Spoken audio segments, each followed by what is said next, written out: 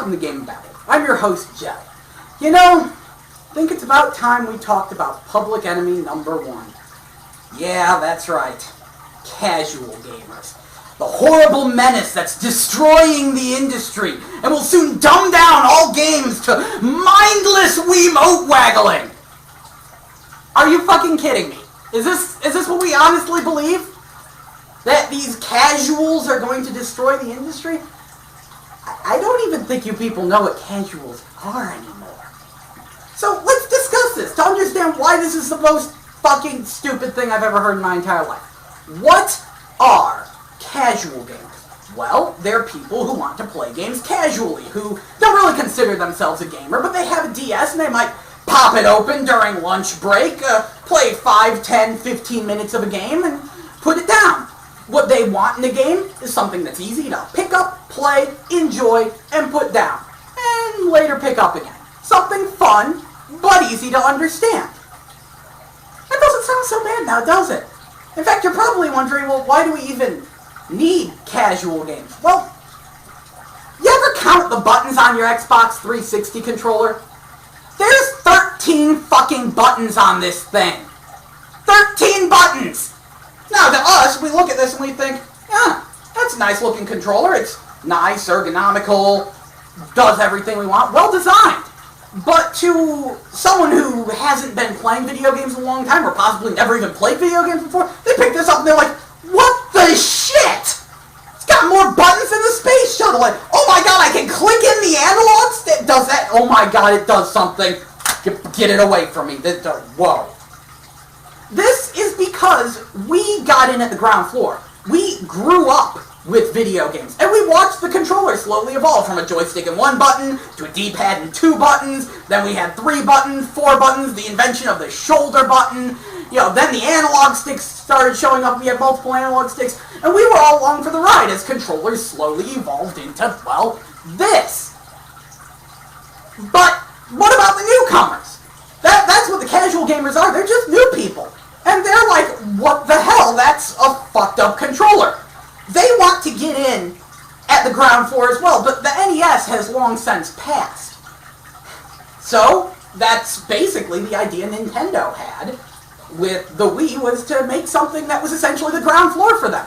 When you get down to it, 95% of the games in the 8-bit era are casual games. And, that sounds preposterous to you, because they were Nintendo hard.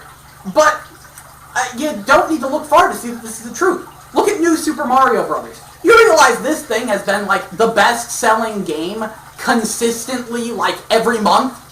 That's not, a running tally either. That's, every month, it outsells a bunch of shit. It's in the top 20 every month. It's been out for years!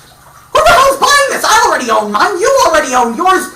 Who bought New Super Mario Brothers? Who doesn't have it yet? Casuals. Newcomers. And they're loving it! And it's not like New Super Mario Brothers is fucking mindless. It has a nice gradual difficulty curve. And it's a decent little Mario, It's decently challenging. And believe it or not, that's what they want. That sounds preposterous, but it's true. Something where you just wave a Wiimote wildly in the air to instantly win can only be entertaining for so long. They might play 1 or 2 games like that, thinking, oh yeah, that was funny, haha, I won. But eventually they get bored of it. Eventually they go, this is just fucking stupid. They want more. And, so where the hell did this idea that what casuals want is to take a Wiimote and just wave it around wildly and instantly win? Where the hell did that come from? Would you believe it's a scapegoat gone wild? See, key word here is Wiimote. It all began when the Wii launched. People, and stay with me here, I love Nintendo. I am a longtime Nintendo fanboy. I'd even defend the fucking Virtual Boy, for crying out loud. I mean, you can bitch about hardware all you want, but it had good games. Maybe not system-sellingly good games, but anyone who tells you that all the games on the Virtual Boy are complete ass is a lying motherfucker or has no taste. Because the Virtual Boy had alright games. Just, nothing system selling. And I have a huge GameCube game collection, too. I love Nintendo, and I love motion control, too. Now, don't even get me started on how much I love that. I own an iToy and actually bought games for it. I have Kenshi, Dragon Quest, Lord of the Rings, Warrior of Middle-earth, and Star Wars Lightsaber Battle game. Because, oh my god, I love me some motion control. The Wii was practically made for me. Now, when the Wii launched, there was a lot of hype for it. People were really excited for it because conceptually it was a great idea. Well, the thing is, the Wiimote sucks. And it's not because it's motion control. Motion control, great idea. But the Wiimote it doesn't work very well. It doesn't do what it's supposed to. And controls are the most important part of any video game. It was even more important for the Wii because the entire concept of the Wii was, we're going to have a less powerful system, but it's going to have these awesome motion controls. That's going to be totally revolutionary. But said revolutionary motion controls never really happened because, as I said, the Wiimote sucks. I could do an entire rant about why the Wiimote sucks, but to make a long story short, the position sensor is done backwards and as such has a very limited detection range, and the tilt sensing is done with accelerometers, which are better for detecting the controller's acceleration than they are its tilt. So yeah, they didn't think it through very well. And you don't even have to look far for this. Nintendo's releasing the Wii Motion Plus. That's practically them admitting, yeah, the Wiimote kind of sucks. Here's the thing that might make it work a little better. Fingers crossed it does. But, of course, that was the main concept of the Wii, was that it would have this revolutionary motion control.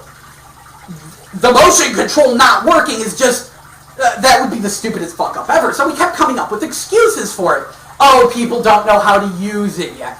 Oh, it's, the technology is too new. Give them time to adjust. Nintendo will innovate. Everyone else will copy. Don't even get me started on that one. You know what Nintendo launched the Wii with? No, Wii Sports, which is a minigame collection, and Legend of Zelda Twilight Princess, which is a half-ass port of a kick-ass GameCube game. So, a minigame collection and shovelware. Nintendo did innovate and everyone else followed. But aside from that ironic little twist, yeah, people just kept coming up with these excuses for why the Wiimote doesn't work. And one of these excuses happened when people started throwing their Wiimotes at the TV. Oh, well, it's those stupid casuals. That's right, Nintendo. They're trying to market to casuals, right? Yeah, must be them. Well, over time, this became a running thing. Oh, the controls were dumbed down so people wouldn't throw it at the TV. Oh, the controls were dumbed down for the casuals. The casuals couldn't comprehend real motion control. Later, people would even insist, the motion controls were intentionally shit because that's what casual gamers want. What the hell do people want bad controls? Apparently you're confusing casual gamers to lobotomy patients. People, think with your brain thing. But over time, it just became more and more common that everything wrong with a Wii game, must be those casuals. And this just became more and more prevalent to the point where we're just blaming everything on the casuals. The casuals are clearly leading to the downfall of gaming here. It couldn't have anything to do with the fact the Wiimote sucks. A lot of people wonder, why the hell aren't there more hardcore games on Wii? Okay, you ever look at the Wiimote? You look at this controller. Okay, we have an analog stick, one face button, and 3 shoulder buttons. Yeah, that's a great setup. And yeah, you could flip the controller sideways. Great, now you have a crummy D-pad and 2 buttons. The Wiimote D-pad is not very good. And yeah, you could shake it, but shaking's actually a lot worse than a button. It's a lot less accurate. You can't make shaking as good as just pressing a button. It's just the way it is. And yeah, sure, you could plug in a classic controller, but then you're just making a GameCube game. Why don't I just make it for 360? This is why there's not that many hardcore games on Wii, quote-unquote hardcore games. It's because it's a terrible fucking controller. You can't do anything with it. That's what it's all about. And everyone likes to bring up, Mad World and No More Heroes, and they're not selling as well as they should. Got a little secret for you. They'd sell even worse on 360. I mean, they're nice games. I like them, but they're not that spectacular. I can think of plenty of better games on 360 that are selling much worse. They're only selling because they're on Wii. Because they're the big fish in the little pond. That was the entire concept behind the games. But this, of course, has you asking another question. If the Wiimote sucks so much, which it does, why the hell did the Wii sell? That must be the fault of the casuals, right? Nope, it's the fault of the hardcores.